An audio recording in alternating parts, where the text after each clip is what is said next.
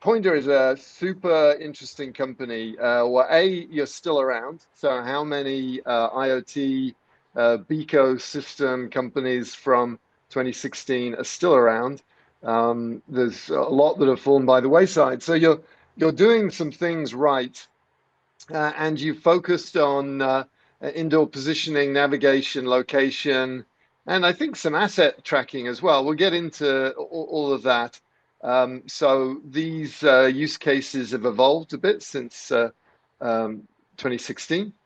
So I'm looking forward to to our discussion. Um, so maybe we should start off with just introducing for people that didn't listen to episode 1 of the Mr. Beacon podcast. Who is or who are Pointr, and what do you do? Yeah, so I think the company has probably evolved since the first interview in 2016. Although I think the core product, though better, is largely the same. Um, so firstly, I'm Paul. I head up sales for Pointr. And the company, the main product that we have is software for indoor positioning, and then the services that kind of wrap around that. So with that, it's essentially a blue dot that shows accurate user location on a mobile device. That's the core of our product that uses beacons in order to enable that. But then, as you said, we also have a range of other products around that, be it mapping or be it some asset tracking functionality as well, that tie that into kind of a broad solution. So I was scanning your website looking to see what's changed, and I saw you'd coined the term DLAAS, Deep Location as a Service. That's right. So well done for confusing people even more about this as a service stuff. But I do like the deep location tag. It implies something that we should all have. What is the difference between deep location and regular indoor location? So you can thank our marketing team for that.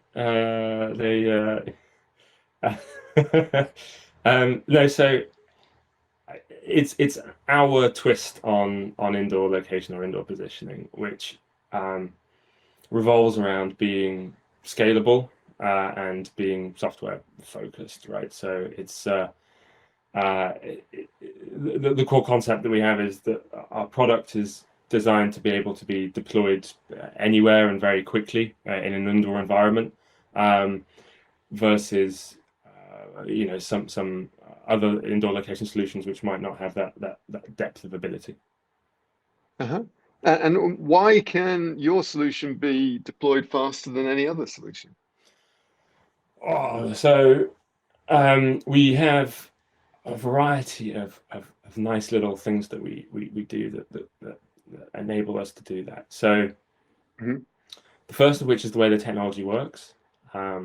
So the algorithm or the SDK that goes into the mobile device, via our client's app, Mhm. does the positioning on the device itself, using the beacons around it, which means it doesn't need to do any fingerprinting.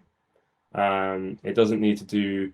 It doesn't need to access the internet at all, and it means that when we do a deployment, we can just use either, for example, existing infrastructure that's already there, or we can just go in and place beacons as necessary. And something that we've got very good at doing during the pandemic is we train our clients to put the beacons up themselves. So we don't even need to go on site to do many deployments, which I think is. So you said you don't do fingerprinting. So, what is fingerprinting and how do you avoid doing it? So fingerprinting is the process of when you're doing an indoor location deployment, walking around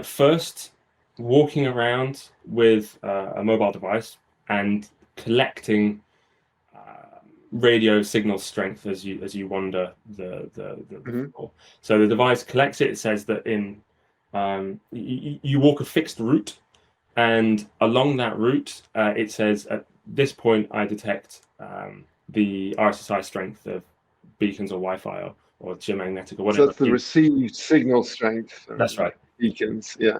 But normally you'd walk around, you'd be kind of recording the signal strength, and presumably you'd be doing some indication of where you are on a given floor plan at the same time. That's right. So you mark where you are. It ties it together with the field strength around you. Then that gets turned into essentially a fingerprint, right? You'd look at a floor plan, and you'd see, much like on a finger, you'd see grooves and peaks where the signal strength varies. So Yeah. over a short period of time, let's say 3 to 6 months or so, that signal strength doesn't vary so much. So you can upload that signal to the cloud, and then when a user wants to explore the area, they download the fingerprint, and then your mobile device will compare the signal strength, the field signal strength around you with that fingerprint, and then place you on top of that location. That is good. Yeah, I think that's what we call like an infrastructure-free deployment, which is something we don't do. Or one using, for example, like existing Wi-Fi. What happens is over time, as you move furniture around, or as a Wi-Fi AP breaks, or as somebody doesn't, that fingerprint changes, and it means that you need to walk around and do the fingerprint again. So the advantage to our technology is we don't do that at all. The beacons, which are placed either in, for example, like a Wi-Fi AP in the lighting or standalone, they get installed in the ceiling. We log them where they are in our Pointr cloud, which is our backend, and then the mobile device will do a calculation based on when it hears those beacons, but it will also combine it with for example, like the gyroscope or the step counter, the inertial sensors on the device, in order to produce that blue dot. So it doesn't. So one client deployment that we did in 2017, I went to go visit in beginning of 2020.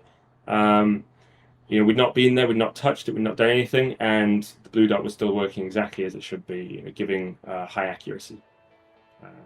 Nice. That's our main principle.